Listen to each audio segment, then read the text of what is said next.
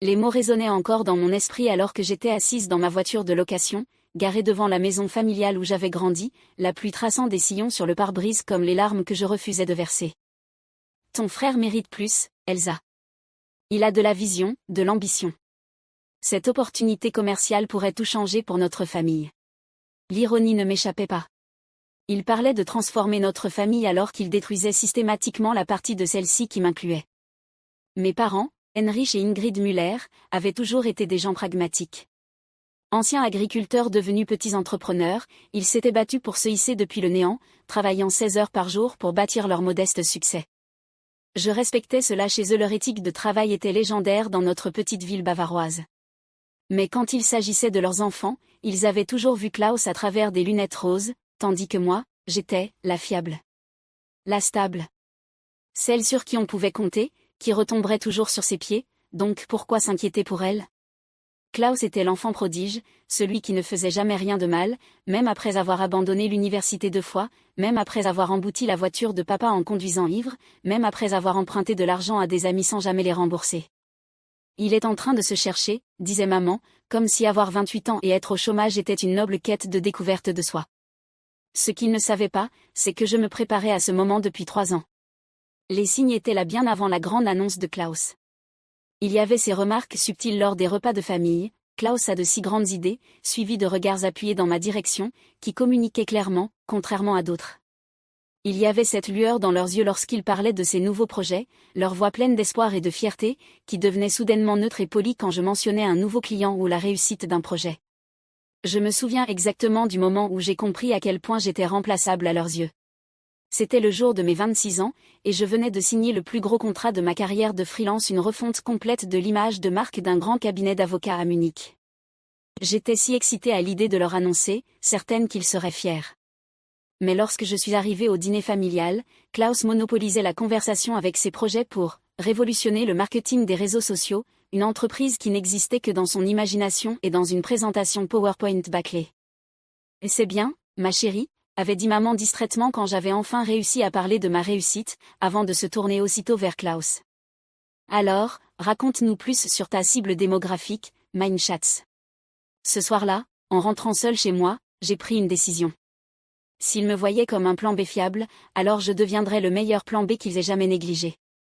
Tout a commencé quand Klaus a parlé pour la première fois de son idée, révolutionnaire, d'application de livraison de repas, au dîner de Noël. J'ai vu les yeux de nos parents s'illuminer alors qu'il peignait un avenir où il serait le prochain grand entrepreneur de la tech, gesticulant avec son verre de vin, enchaînant des mots à la mode qu'il avait clairement appris dans des vidéos YouTube. « On va disrupter toute l'industrie », s'était-il exclamé, renversant du retoin sur la nappe de maman. Imaginez Uber, mais pour la bouffe. J'ai failli m'étouffer avec mon Sauerbraten.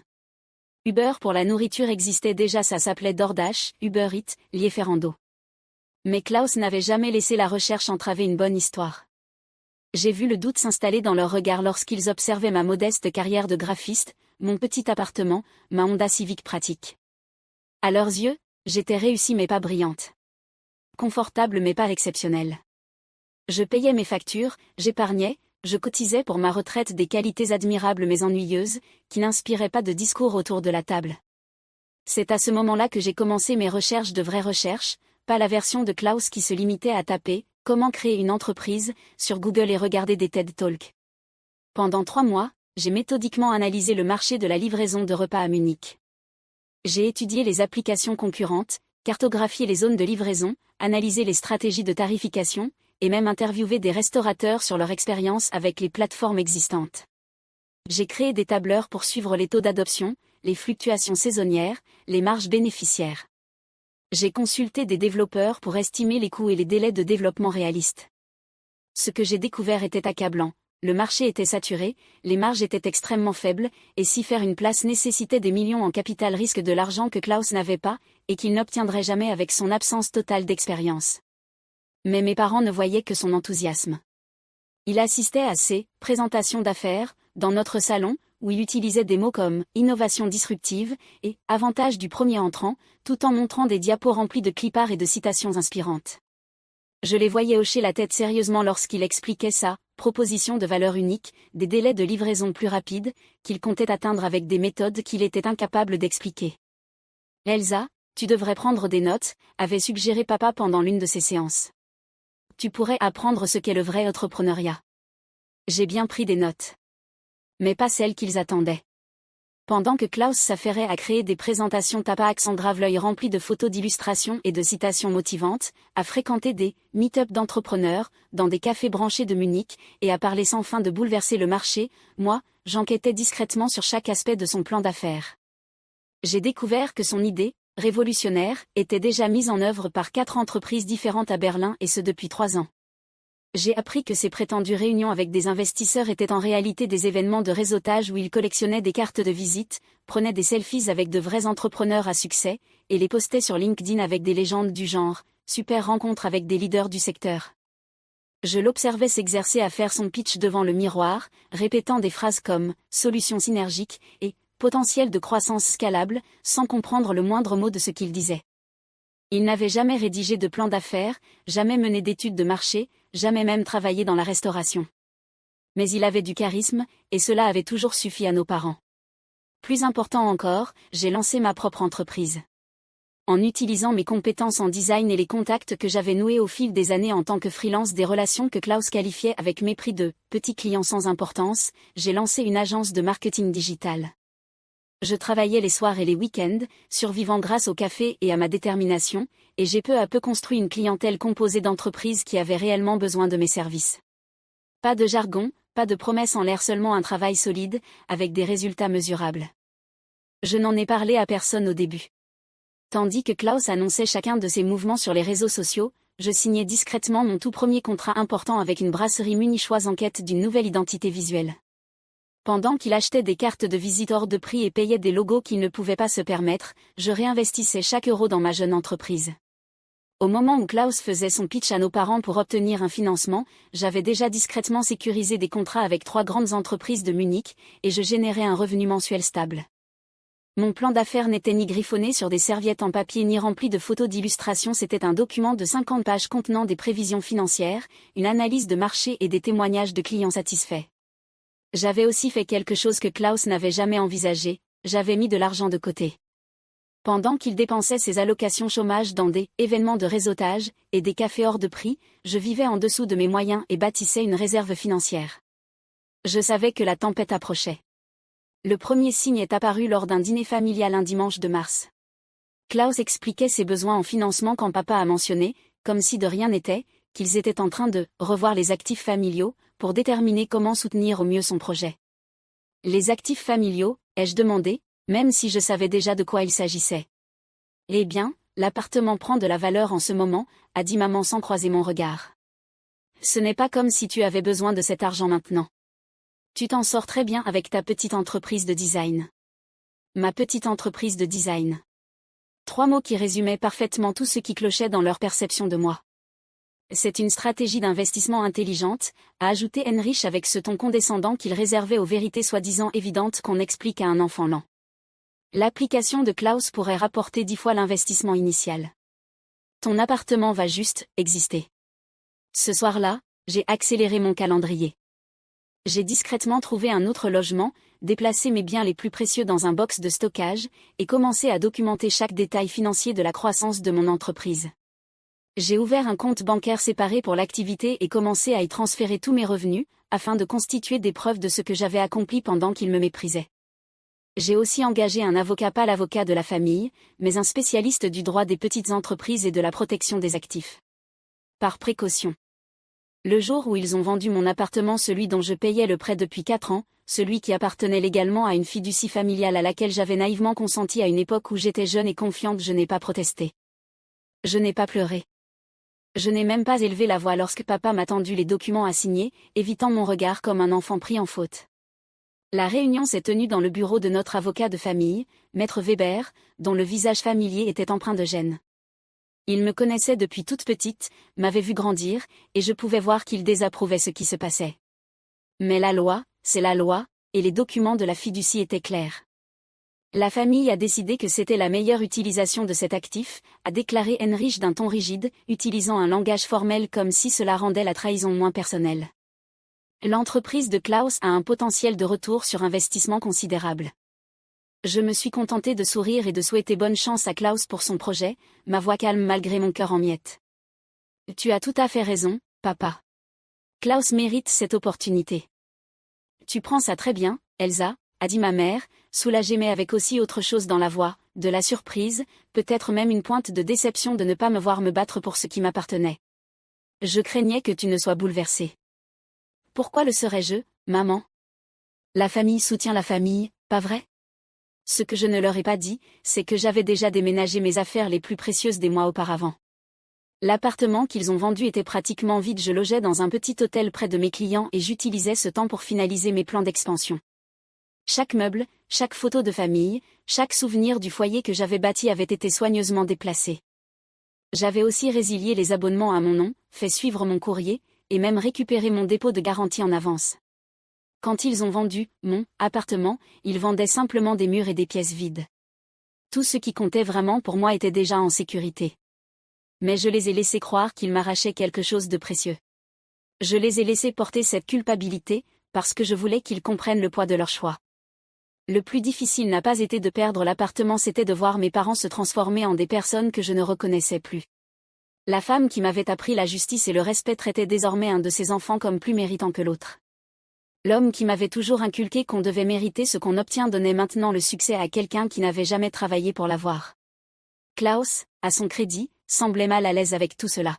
« Tu es sûre de toi, Elsa ?» m'a-t-il demandé en privé après la signature des papiers. « Je pourrai te rembourser une fois que l'entreprise décollera. »« Et ce sera quand ?» ai-je demandé. Il n'a pas su me donner de délai. Évidemment, il n'avait jamais rédigé de plan d'affaires avec des étapes concrètes ou des flux de trésorerie prévisionnels. « Bientôt » a-t-il dit vaguement. « Certainement dans l'année. » Je lui ai souri et ai tapoté son épaule. « Je suis sûr que tu y arriveras, Klaus. Je suis sûr que tu y arriveras. » Les signes annonciateurs de l'échec imminent de Klaus étaient visibles dès le premier mois, bien que nos parents aient choisi de ne pas les voir. Je l'observais de loin brûler de l'argent avec une efficacité stupéfiante. Le bureau, essentiel, était un espace de coworking branché coûtant plus cher par mois que le loyer de la plupart des gens.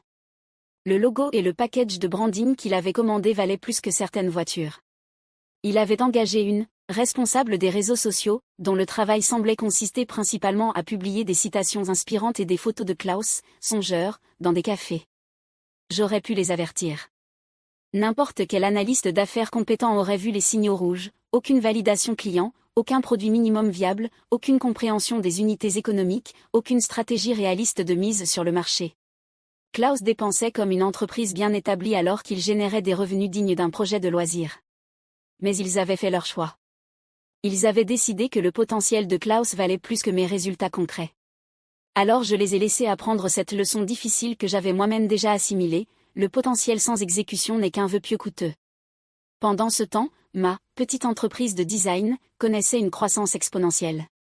Le contrat avec la brasserie de Munich avait été si réussi que le client m'avait recommandé à sa société mère, ce qui m'avait conduite à signer un contrat avec une chaîne de restaurants bavarois d'une valeur de 200 000 € par an. Ce succès attira l'attention d'une start-up technologique qui avait besoin d'un développement de marque complet, logo, site web, support marketing et conseil continu. Ce contrat à lui seul valait plus que tout le financement de Klaus. La communauté d'affaires de Munich, très soudée, se mit à parler de cette designer qui livrait des résultats exceptionnels, sans drame, sans retard, sans dépassement de coûts. Mon planning était complet 6 mois à l'avance, j'avais établi des partenariats avec 3 grandes agences de publicité, et je refusais activement des projets tant la demande dépassait mes capacités. J'ai embauché ma première employée Anna, une jeune designer talentueuse tout juste diplômée, qui me rappelait moi à son âge, affamée, capable, et sous-estimée. Puis j'ai engagé un chef de projet, Stéphane, dont les compétences organisationnelles m'ont permis de gérer des contrats encore plus importants. Mon nouveau bureau n'était pas seulement fonctionnel, il était impressionnant. Les clients amenaient leurs partenaires simplement pour leur montrer ce que j'avais construit. Tout cela se déroulait alors que Klaus était encore en phase de développement, promettant que l'application serait lancée d'un jour à l'autre. Quand Heinrich m'a appelé 3 semaines plus tard, sa voix était plus faible que je ne l'avais jamais entendue. Il y avait dans son ton un tremblement qui trahissait les nuits sans sommeil et les discussions difficiles. « Elsa, Liebling, est-ce qu'on pourrait se voir autour d'un café ? Il y a quelque chose dont ta mère et moi devons te parler. C'est important. » Je savais, bien sûr, de quoi il s'agissait. L'échec spectaculaire de Klaus était devenu impossible à cacher, surtout dans le petit monde des affaires munichois, où les mauvaises nouvelles circulent plus vite que les bonnes. J'avais entendu, par mon propre réseau, qu'il contactait discrètement d'anciens collègues pour chercher un financement d'urgence ou même un emploi de base. Mais je les ai laissés choisir le moment et le lieu. Je les ai laissés venir à moi. Je les ai trouvés au café Krener, notre ancien lieu de rendez-vous familial, assis à une table d'angle avec leur café froid devant eux. Ils semblaient plus âgés que leurs 60 ans passés, comme si le poids de leur erreur les avait physiquement vieillis. Les mains d'Ingrid tremblaient légèrement en soulevant sa tasse, une nervosité que je ne lui avais jamais connue. Heinrich ne pouvait pas soutenir mon regard, préférant contempler les nervures du bois de la table comme si elles contenaient les réponses aux questions qu'il redoutait de poser. Le silence s'étira entre nous pendant presque une minute. C'était leur rencontre, leur confession à faire. Nous avons fait une terrible erreur, dit enfin Heinrich d'une voix à peine audible. Nous avons fait le mauvais choix. Tellement mauvais. Les yeux d'Ingrid se remplirent de larmes. Klaus, l'entreprise a complètement échoué. Tout cet argent, ton logement, tout ce qu'on t'a pris c'est perdu. Et maintenant, il en demande encore. De l'argent que nous n'avons pas. De l'argent que nous ne pouvons pas obtenir. Elle s'interrompit, tamponnant ses yeux avec un mouchoir usé. Il veut qu'on prenne une deuxième hypothèque sur la maison. Il dit que cet échec était juste une expérience d'apprentissage et que sa prochaine idée réussira à coup sûr. Et vous voulez que je vous aide, dis-je, sans poser la question. Ils échangèrent un regard rempli de honte et de désespoir. Nous savons que nous n'avons aucun droit de demander quoi que ce soit, murmura Ingrid. Après ce qu'on t'a fait, après d'avoir pris ton foyer, ta sécurité, ton avenir.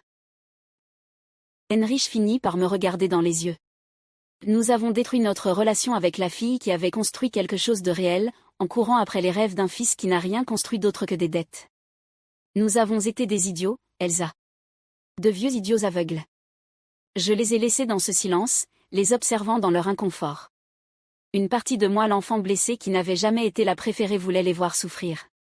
Mais ils restaient mes parents. Je ne peux pas vous donner d'argent, dis-je enfin, voyant leurs visages s'effondrer comme des pierres dans l'eau. Heinrich prit 10 ans d'un coup.